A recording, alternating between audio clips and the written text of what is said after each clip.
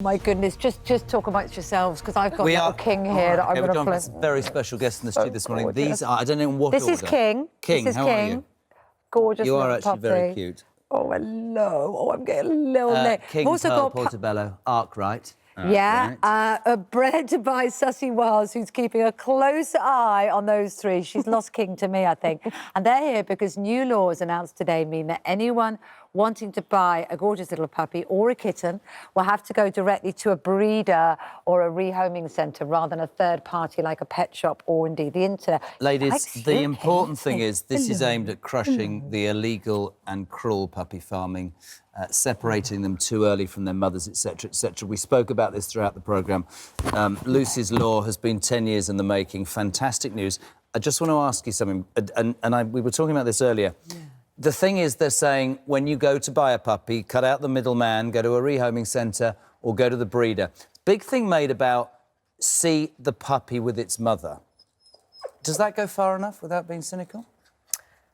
I think it does. It's really important. Obviously, you see the puppy interacting with the mum. Yeah. You don't sort of accept any excuses that, the mum's not very well or they're at the vets or... Could it... I mean, you understand why, because it's 10 years in the making. It's massively important. But could people take advantage? Have they gone far enough? I think it is going to hopefully go far enough, yes. It's Lucy's Law is a massive step in the right direction. It's sending out a clear message by just banning it. The public aren't under any illusion it's an illegal activity to be selling a puppy without the mum. Lisa, we got Minnie and Pudding, they're your dogs. Yeah. And you, in a way, kind of started all this, really, didn't you? Because you rescued Lucy. Tell us about Lucy. Well, I mean, I've been just a small part of a huge team effort. Oh. And Lucy was rescued from a puppy farm, and I adopted her in 2013 and set up a Facebook page, and it's kind of snowballed from there. And she sadly passed away in December 2016. And the Lucy's Law has just kind of been her kind of lasting legacy, we hope, really, because so many people love her and it put a face to the campaign, and hopefully it's going to make huge changes for other dogs that are still suffering. Yeah. I mean, I suppose one of the concerns is how do you implement and police? That's what I was saying, and we're not trying. We're just trying to debate it because it's important. It's a great achievement from years. Do you know, I'm a bit worried King wants to go back to his mum. OK, do you want to swap? He's kind of mewing a little bit. Am I allowed to put him down? Is he allowed to go on the floor? No, because then he's going to go and get that cameraman over there. Actually, no, he's settled down again now. He's settled down again now. It's OK. Sweet. So, look, how do you implement this? Yeah, that's the thing. That's what we're wondering. That people stick to it.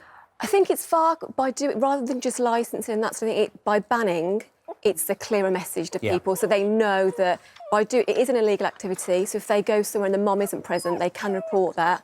So it's just a lot simpler for people. Obviously, we'd also always say to people to do their research, and really look into the breed of dog they're getting. What does it mean? What does this, after 10 years of fighting, what does this mean? Charlotte, come and grab a puppy, for goodness sake. What does it mean for, animal welfare? Because that's the point, isn't it? What does it mean, the work that you've done for the animals in the future? Just that it will hopefully make an amazing difference so that dogs won't have to suffer like Lucy did. I mean, she was a shell of a cavalier when we had her. She was emaciated, she was tiny. And I think her little face just really resonates with people, that they don't want other dogs suffering like she does, because while we're sat here, there are other dogs still suffering in puppy farms. And by sending this clear message out to people, it is going to make a big difference. King is gorgeous, settled in very happily in Charlotte's arms now, like you imagine King would. And your other dogs as well. So if people want to own gorgeous dogs like this, and you can see why, what should they do? I mean, you obviously, do it the right way. Well, just make sure they get it from a reputable breeder. I mean, how do they know what that is? Because so much is done on the internet. It is. I mean, the internet is hugely responsible for this. You go to the Kennel Club, to the Short Breeder Scheme. I'm one of their members. Go to breed clubs of the breed that you're interested in, and they will advise you. Do your research. Do your research massively. Don't buy on impulse. Do a lot of research. Be prepared to wait. It's worth the wait to get the right puppy, and make sure it feels good. That the breeder asks you a lot of questions. Just as well as you should be asking them. You've got to use your nous, really. But in essence, Susie, I think the great thing about today is that undoubtedly will protect the next generation, if that's the way of putting it. But it's Animal also- welfare's increased Yeah. because of the decision that's been And taken. just yeah? it's the awareness it's raised, but also for people to remember that you can get any breed of dog in a rescue centre. You can get puppies in a rescue centre. True. So if people can adopt, it makes them, and that in itself has a huge impact on. Even I've gone all families, soft. It's gorgeous, isn't it? King is making absolute mess of Charlotte's dress. He's Eat chewing it. the belt. Eat it.